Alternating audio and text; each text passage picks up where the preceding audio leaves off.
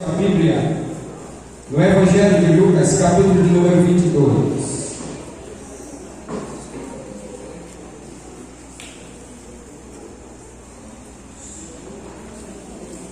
Evangelho de Lucas, capítulo de número 22.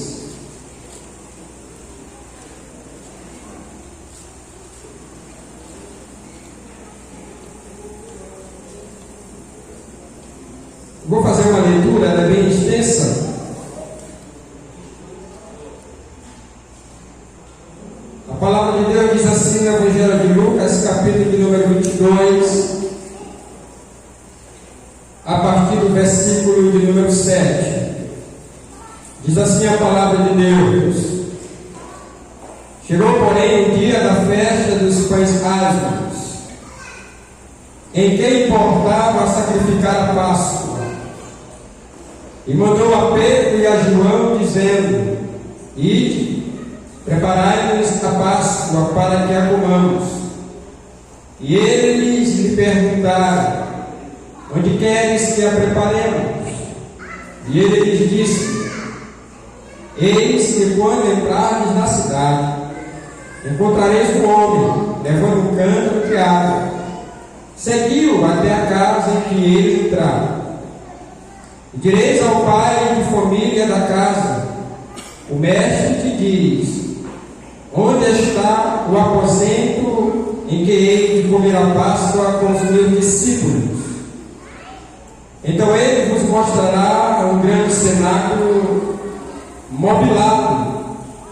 Aí fazei os preparativos. E indo ele, acharam como lhes havia sido dito. E prepararam a Páscoa, e chegada a hora, pôs-se à mesa, e com eles 12 apóstolos. E disse-lhes: Desejei muito comer convosco esta Páscoa, antes que padeça. Porque vos digo que não comereis mais até que ela se cumpra no reino de Deus. E tomando o cálice, havendo dado graças, disse: Tomai-o, reparti-os entre vós. Porque vos digo que já não beberei do fruto da vide, até que venha o reino de Deus. E tomando o pão e havendo dado graças, partiu e deu-lhe, dizendo: Isto é o meu corpo, e por vós é dado. Fazei isto em memória de mim. Fazei isto em memória de mim. Fazei isto em memória de mim. Louvado seja Deus. Queridos irmãos, nessa noite eu quero aproveitar e agradecer a Deus pela oportunidade de estar nesta noite na congregação Betsaida, aonde o nosso irmão Domingos dirige esta congregação, obrigado ao missionário Deus Amar, o líder da área 110, o qual nos confiou a responsabilidade de trazermos a palavra de Deus nessa noite aos vossos corações. E dizer aos irmãos que a palavra de Deus, ela ainda permanece sendo o centro da vida de cada cristão, da vida de cada crente. Por isso, nesta noite, antes de eu adentrar nesta palavra, eu gostaria de dizer uma coisa interessante aos irmãos. Você pode perceber que o clima nessa noite, ele está um clima agradável. Ele está um clima onde nós já podemos sentir a presença de Jesus. Porque aquele que tem a sensibilidade do Espírito, ele sabe quando Jesus já está na casa. E quando Jesus está na casa, com certeza há uma disponibilidade do homem, da mulher, aproveitar o momento de adorar a Deus pela beleza, pela infinita graça daquilo que Ele tem feito por nós.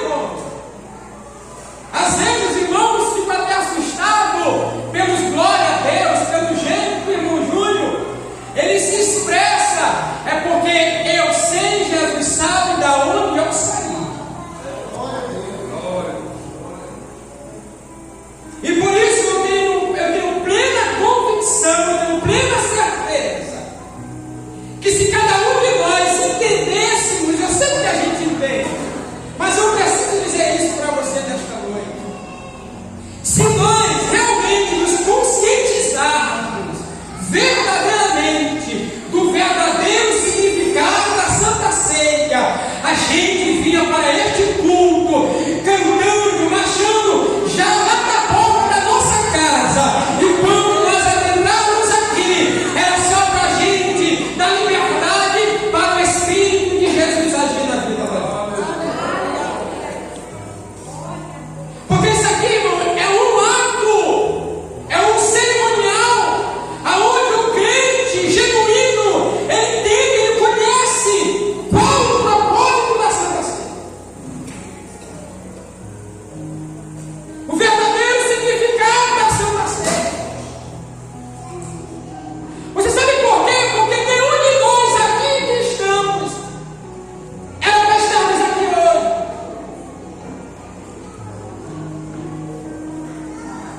Aqui no meio de nós, irmãos, tem pessoas que já vieram do candomblé. Tem pessoas que já vieram da farra, da dança. Tem pessoas que já vieram da prostituição. Tem pessoas que já vieram do reggae, do forró.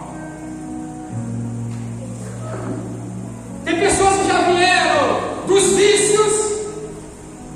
E aí Jesus, pela sua misericórdia, resolveu nos salvar para hoje nós estarmos aqui celebrando a Ele pela sua morte e pela sua redenção lá na cruz do Calvário pelas nossas mãos. E Ele merece toda a nossa coração. Ele merece todo o nosso louvor. Nós precisamos entender e nos conscientizar de uma forma eficaz a respeito da Santa Ceia. E a gente sabe que todos os cultos de ceia, o missionário vem e ele traz uma explicação do significado da ceia. Eu li todo um texto aonde o doutor Lucas, evangelista, escritor, teólogo, ele escreve no capítulo número 22 a respeito da Santa Ceia. Eu vou fazer menção apenas de um versículo e de uma parte desse versículo para que a gente possa entender algo interessante. Versículo 19, a última parte diz assim: fazei isto em memória de mim. Quando Jesus, o evangelista Lucas, ele escreve esta narrativa, trazendo para os irmãos aqui desta época, ele está dando uma clareza de que nós, os cristãos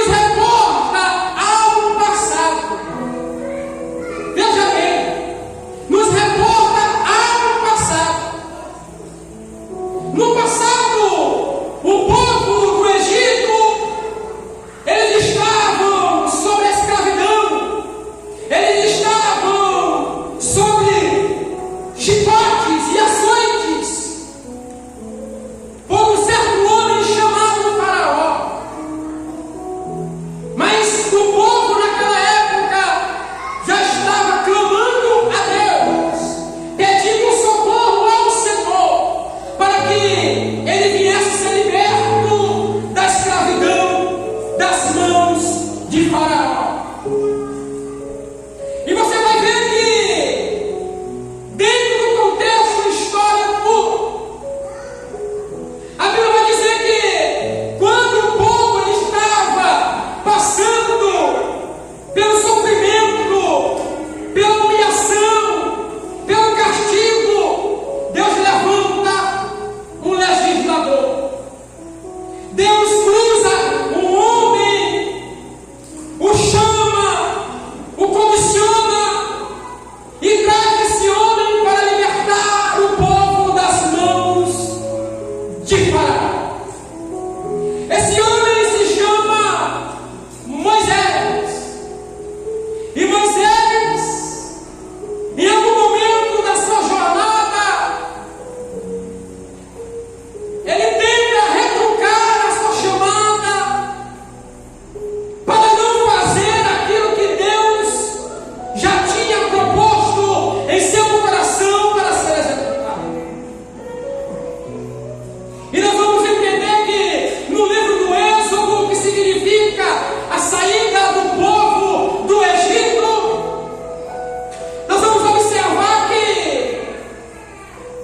quando Deus diz para Moisés ir até Faraó, e ele dá uma ordem que era para Faraó deixar o povo dele, seguiu ao deserto. E a Bíblia conta que Faraó, com a sua teimosia, com a sua arrogância, com a sua intrepidez, com o seu orgulho, ele tenta de alguma forma tentar impedir que o povo de Deus saia do Egito. Mas Deus, quando ele tem um plano na vida do homem, não tem diabo, não tem homem, não tem ninguém que impeça de Deus tirar o seu povo da escravidão. E Deus permite, dentro do cenário histórico, Deus lança 10 pragas no Egito, justamente para que Faraó deixasse o povo de Israel ser livre, andar, seguir a Deus, obedecer a Deus e fazer aquilo que Deus queria de melhor. Era que o povo adorasse por aquilo que Ele é, por aquilo que Ele faz. E se você for observar que dentro do contexto histórico, quando as 10 pragas elas são cessadas, Deus tira o povo do Egito. E ao tirar o povo do Egito, Deus coloca um propósito ali na vida do povo israelita. Então nós observamos que a Páscoa ela começa a surgir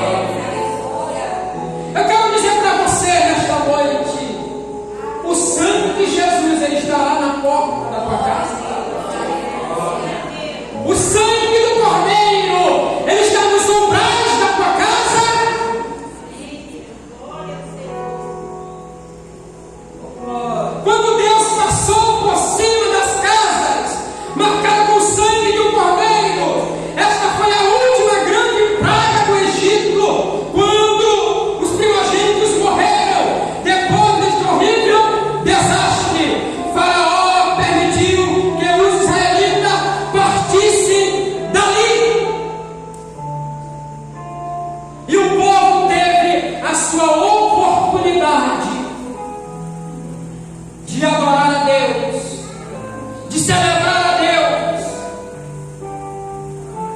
e de fazer aquilo que Deus queria de melhor.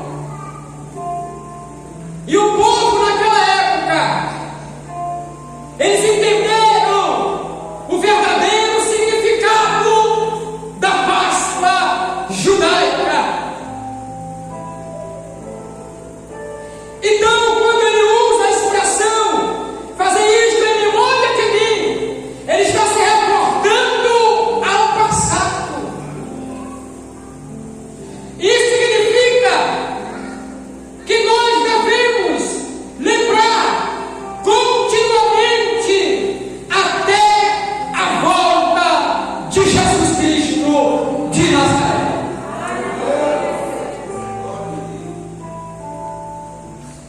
E observando esta passagem bíblica,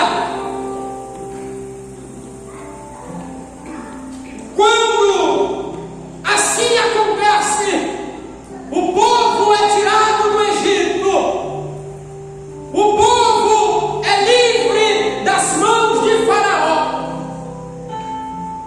O povo ele começa a peregrinar pelo deserto. O povo começa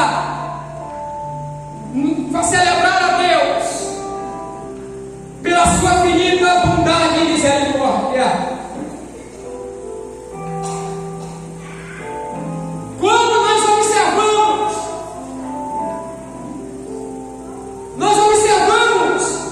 alguns propósitos da Santa Ceia. O primeiro propósito é esse, o qual eu estou dizendo aos irmãos: é trazer à memória o sacrifício de Jesus por nós, é lembrarmos do que Jesus fez por nós na cruz do Calvário. A Bíblia diz que Jesus, ele é o Cordeiro de Deus que tira o pecado do mundo. Observando esse texto, a história de Jesus, queridos irmãos, Jesus, ele não fez nenhum mal a ninguém.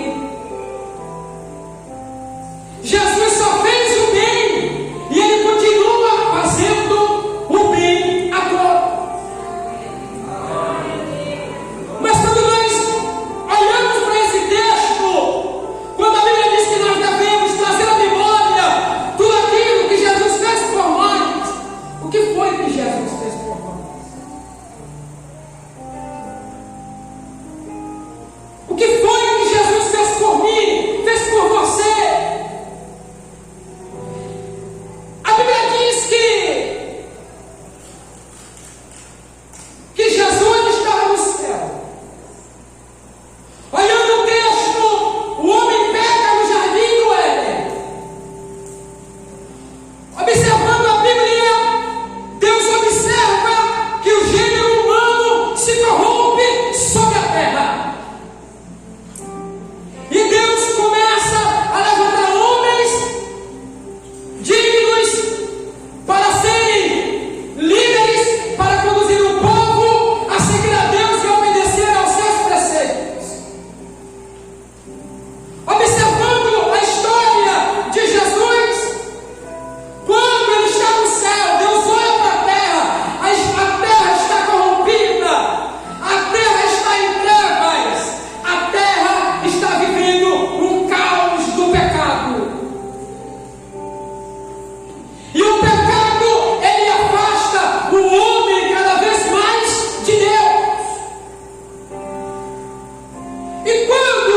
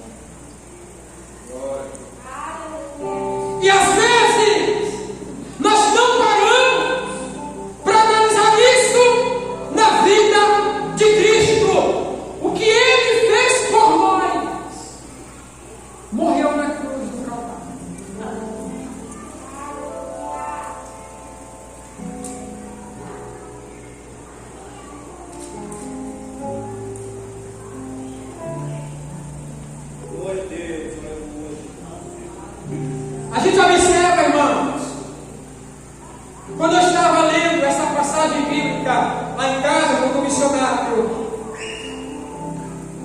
falou comigo para ministrar nesta noite, eu lembro a história de Jesus, lembrando do passado, lembrando do presente, que hoje nós temos essa liberdade de estarmos neste culto e celebrarmos a Deus, glorificarmos a Deus pelo que Ele é. E quando o irmão Domingo estava falando de que quantas pessoas estão presas, proibidas da sua liberdade, e nós temos aqui plena liberdade para celebrar a Deus com o coração disponível e grato pelo que Ele é para nós. E aí eu estava lendo, eu fui observando, quando antes dele chegar na cruz, a história vai contar que teve 10 fases antes dele chegar na cruz do Calvário. Foram 10 fases. A primeira fase era quando ele estava no Getsemane, em um dos lugares preferidos de Jesus, porque era comum Jesus subir ao monte e orar, buscar a Deus. Jesus realizava os milagres durante o dia e à noite ele ia buscar a Deus. E ali começa o sofrimento agoniante de Jesus no íntimo da sua alma. É que a história vai dizer que no Getsemane, Jesus estava com os 12 discípulos, mas ele convidou 3 para ir com ele a uma distância.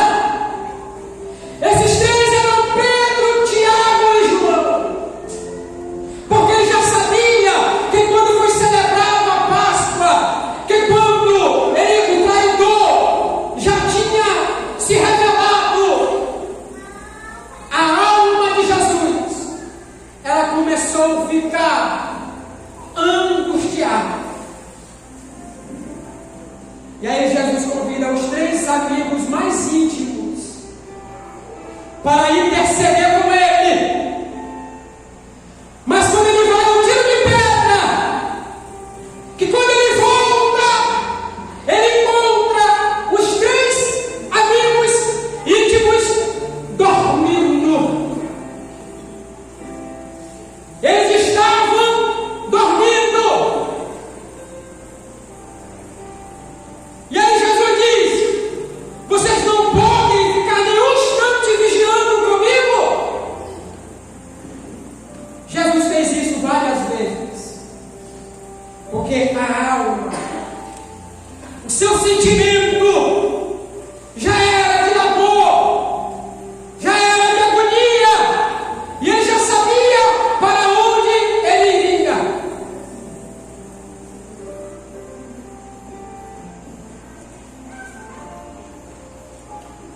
A segunda fase é quando seus amigos o abandonam. Quando Jesus, irmãos, ele é preso, ele é pego pelos soldados, que quando aconteceu toda a traição que Judas traiu, os amigos de Jesus, todos eles os abandonaram.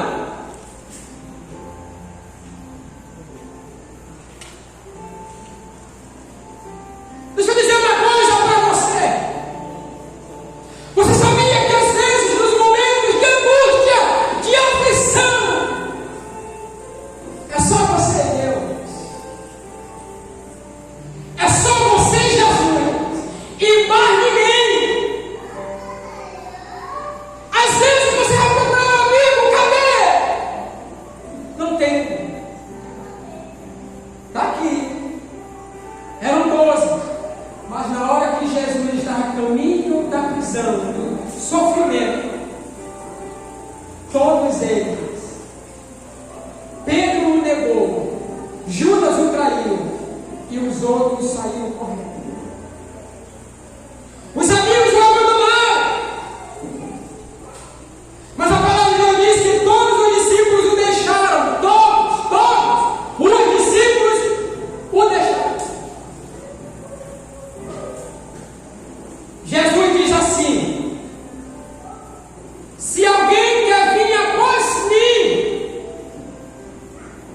negue-se a si mesmo, tome a sua cruz.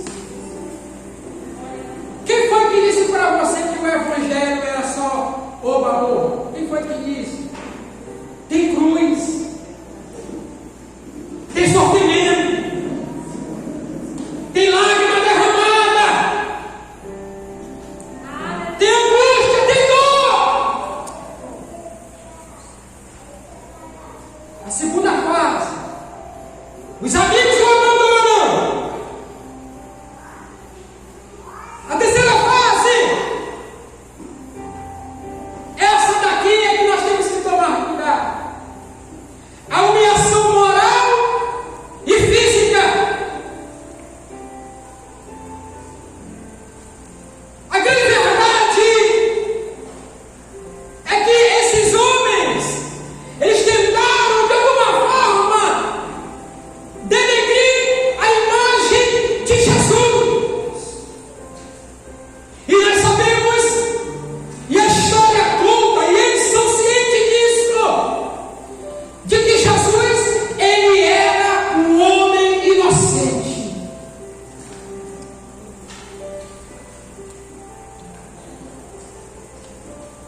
Os soldados, nessa terceira fase, eles cuspiram no rosto, e a humilhação foi tremenda.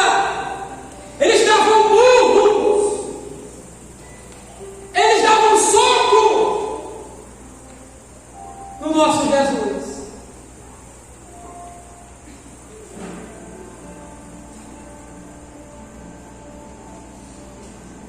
E às vezes, irmãos, a gente nem para ver isso. Parece que a gente não tem mais aquela sensibilidade de entender que o meu Jesus e o teu Jesus, ele foi esbofeteado, ele foi cuspido, ele foi arrastado na cidade, na rua de Jerusalém. Ele foi arrastado. Imagina aí você, na sua sã consciência, no cenário da Bíblia. Ele está indo em direção à crucificação. E a humilhação foi tremenda, foi tanta. E que parece que a gente, quando vem uma santa ceia como essa, a gente vem apenas por mim, apenas para participar, mas a gente não lembra realmente o que aconteceu.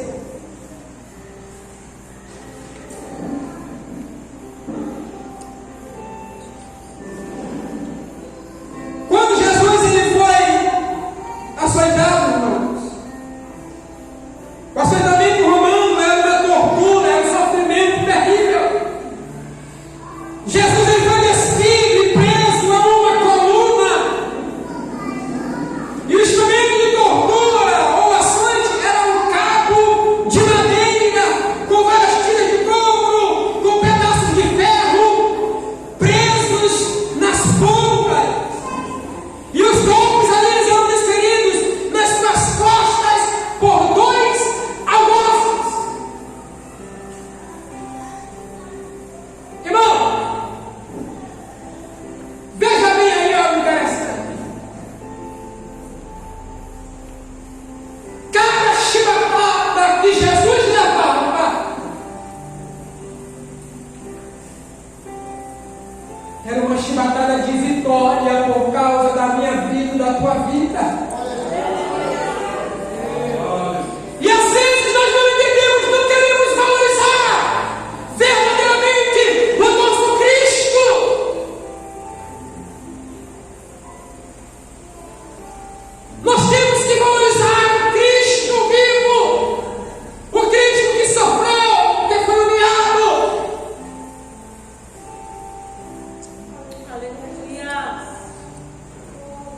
E eu, quando estava lendo, irmãos, a história, ela mexe com a nossa estrutura, ela mexe com o nosso psique, porque nós começamos a lembrar, irmãos, do que nós éramos, do que Jesus fez por nós. E nessa noite, para eu concluir, que eu sei que não dá mais tempo, fazer isto em memória de mim. Hoje, no presente, nós estamos celebrando, nós estamos realizando o culto de Santa Ceia, tendo em vista de que Jesus Cristo, Ele morreu, Ele remiu, Ele nos remiu lá na cruz do Calvário os nossos pecados. Mas vai chegar um dia, lá no futuro, que o nosso próprio Jesus é Ele que vai celebrar a própria Santa Ceia para nós. E por isso nós devemos, dia por dia, continuarmos celebrando a Deus, mas com o coração disposto, com o coração aberto, entendendo de que esse ato é o ato mais sublime da igreja cristã evangélica.